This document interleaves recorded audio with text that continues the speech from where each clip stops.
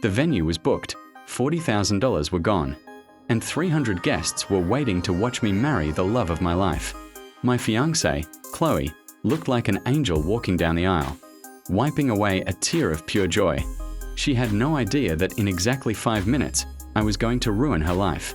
She thought I was standing at the altar to read my handwritten wedding vows. Instead, I pulled out my phone, looked her dead in the eye, and started reading the explicit text messages she had been sending to my own groomsman, Mark, for the last 3 months. To understand this public execution, you have to go back 6 days. Chloe left her phone on the kitchen counter while showering, and it kept buzzing.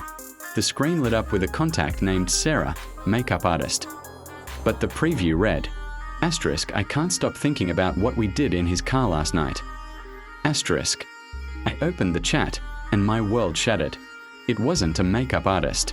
It was Mark, my college best friend. The texts detailed their secret hookups in hotels, cars, and our apartment. The final blow was Chloe's text, *, just one more week, babe. Once the ring is on, his money is ours. *. I spent a day broken, but then cold clarity washed over me. If I cancelled the wedding, Chloe would play the victim, lie to her wealthy family, and I'd lose all my non-refundable deposits. So, I played the ultimate long game. For 5 agonizing days, I pretended everything was perfect. I kissed her, smiled at the rehearsal dinner, and watched Mark toast to my happiness.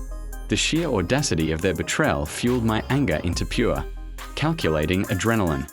Back at the church, the officiant smiled and announced the groom's custom vows. Chloe beamed, holding my hands.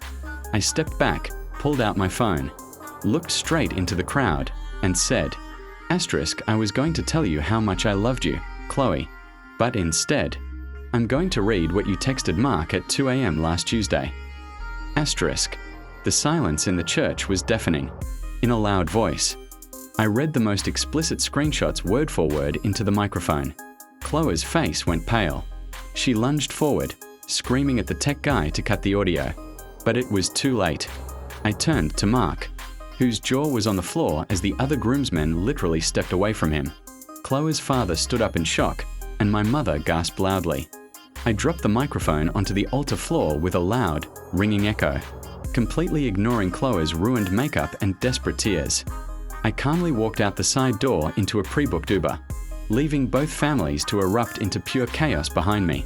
The aftermath was flawless. While they fought, I moved my belongings into a new apartment. I'd secretly rented days prior and blocked her number. I took the non-refundable honeymoon tickets to Hawaii, brought my 2 actual best friends along, and spent 2 weeks on the beach, celebrating the fact that a 5-minute public humiliation had saved me from a lifetime of misery.